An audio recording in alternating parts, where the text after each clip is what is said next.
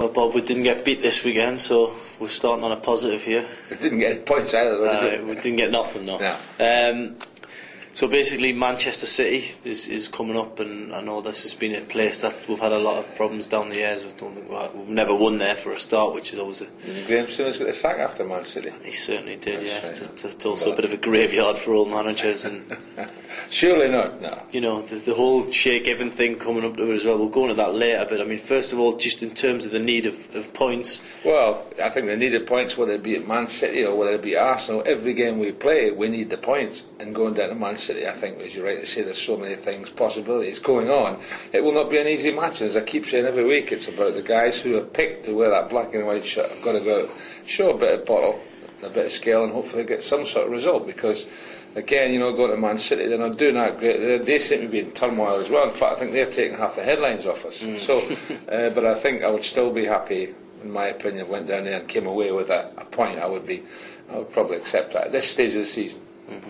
Now, obviously, one of the key factors to getting a point would, of course, be Shay Given, but as it stands, it doesn't look like he's going to be involved in the game because of the transfer speculation. Been here 11 years, been a great servant to the club.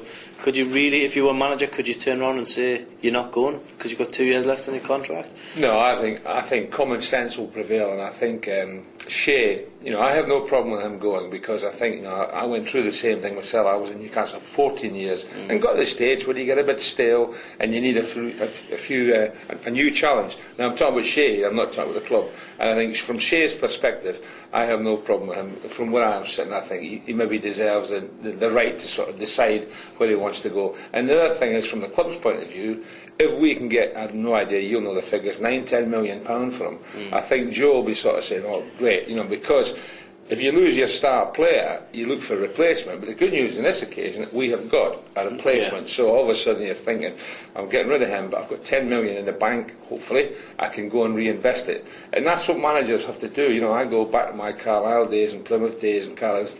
That was my job, to wheel and deal. It's something when you sell your best player, you get a lot of aggravation. But the trick was always to bring somebody else in who was hopefully going to excite the crowd. And with Stephen Harper, I think the fans will say, well, we haven't really lost our best goalkeeper. Yes, he's a good goalkeeper, but I think Stephen Harper has proven in the past that he can fill his boots. So on that side of it, I think the whole thing is maybe it won't be a disaster to lose one of our biggest assets in Shay Given. And I think most fans would wish him well. Yeah, well, just on the subject of Harps, I know he always, you know, harps on, but no, I can't go on that one. He always goes on about, you know, he doesn't like being called an understudy, he doesn't like being called a number two, because he's so confident in his own ability. And I think over the years, his performances when he has come in have been really well. And, you know, would it be maybe exaggerating to say that he's possibly one of the best English keepers out there? Because at the minute, English keepers aren't that good, are they? Well, used to be Scottish goalkeepers, didn't they? You don't have to go there. I think with Steve Harper, Steve has made a conscious decision, and you know, you look at it again, it's his decision as a professional that he's stuck by Newcastle United all these years, and I think now he deserves a break.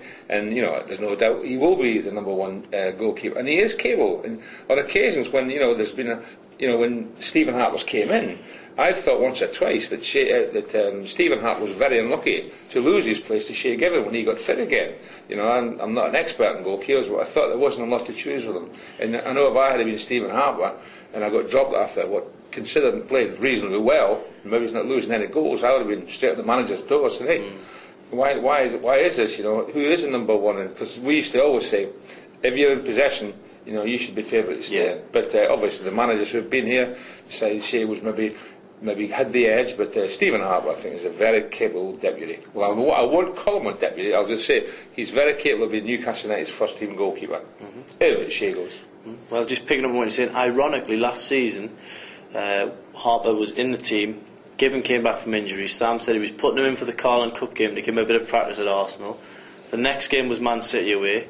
Harper expected to be on the team sheet, looked at the team sheet and it was Shay Given. So maybe a little bit of irony there that Harper might come in and make up for what happened last season, because I know he was deeply upset by that. But well, it's like when managers make promises to you and they come out in the papers and they're quoted by journalists, experts, and it changes. You know, you would be upset, wouldn't you? Like I said before, I would be upset.